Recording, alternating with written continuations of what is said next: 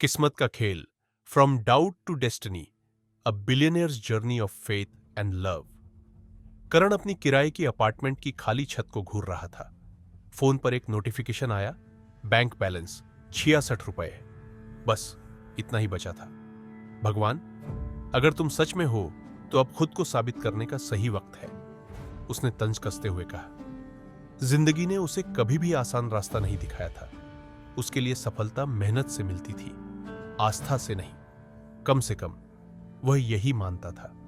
लेकिन उसे नहीं पता था कि ब्रह्मांड ने उसके लिए कुछ और ही सोच रखा था। करण का परिवार परंपराओं और पूजा पाठ में विश्वास रखता था, लेकिन उसने हमेशा सवाल किए, अगर भगवान है तो बुरी चीजें क्यों होने देते हैं? वह तर्क करता था। उसकी वैज्ञानिक सोच को प्रार्थना में कोई तर्क नहीं दिखता था। वह सिर्फ मेहनत में विश्वास रखता था। कोई शॉर्टकट नहीं, कोई चमत्कार नहीं, बस कड़ी मेहनत और रातों की नींद हराम कर देना। पर लाख कोशिशों के बाद भी सफलता उससे दूर ही रही। फिर जिंदगी ने उसे एक बड़ा सबक सिखाया, मुश्किल तरीके से। कड़ी मेहनत सफलता की कुंजी है ना? पर करण के लिए यह सिर्फ थकावट लेकर आई। 16-16 घंटे की मेहनत, भूखे रहना, दोस्तों से दूर हो जाना। लेकिन जितना वह मेहनत करता, उतनी ही जिंदगी उसे आजमाती। किस्मत वो सिर्फ आलसी लोगों का बहाना है, उसने हंसकर कहा था।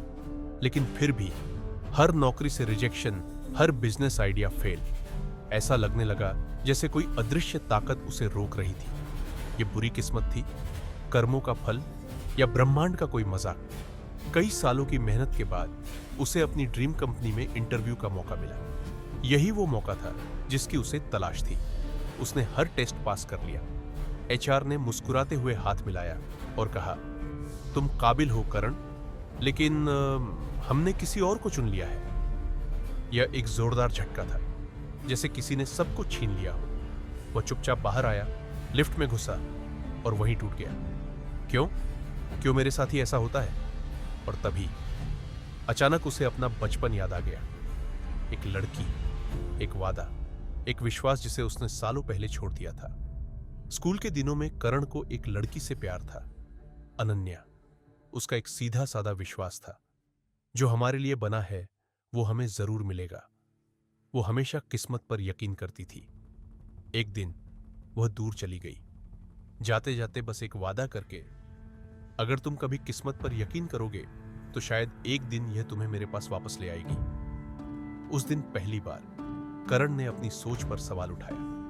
शायद उसे सिर्फ मेहनत ही नहीं, सोच भी बदलनी थी। करण ने कुछ पागलपन भरा किया। उसने सिर्फ पैसा कमाने की जगह वैल्यू देने पर ध्यान दिया। सिर्फ मेहनत नहीं, स्मार्ट वर्क किया। सिर्फ भगवान पर नहीं, खुद पर भी यकीन करना सीखा।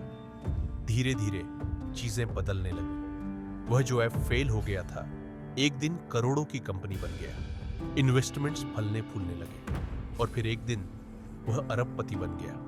लेकिन असली सरप्राइज तब आया जब उसे लगा कि जिंदगी ने उसे सब कुछ दे दिया है। एक शाम पेरिस के एक कैफे में एक जानी पहचानी आवाज ने कहा, तुम अभी भी किस्मत पर यकीन नहीं करते है ना? करण ने चौंक कर पीछे देखा और वहां अनन्या खड़ी थी। वही बचपन का प्यार जिसे उसने खोजा पर कभी पाया नहीं। और आज वो खुद उसकी किस्मत बनकर उसके सामने खड़ी थी, जैसे वो हमेशा से उसका इंतजार कर रही थी। करण की कहानी सिर्फ दौलत की नहीं, बदलाव की कहानी बन गई। उसने चैरिटी खोली, नए स्टार्टअप्स को फंड किया और सपने देखने वालों का मेंटर बना। पर सबसे जरूरी सबक, सिर्फ मेहनत सफलता की गारंटी नहीं है। आस्था उसे दिशा देती है, प्यार उसे मायने देता है, और किस्मत कभी कभी उसे बस तुम्हारे यकीन की जरूरत होती है, क्योंकि जो तुम्हारे लिए बना है वो तुम्हें जरूर मिलेगा। बस तुम्हें उस पर यकीन करना होगा।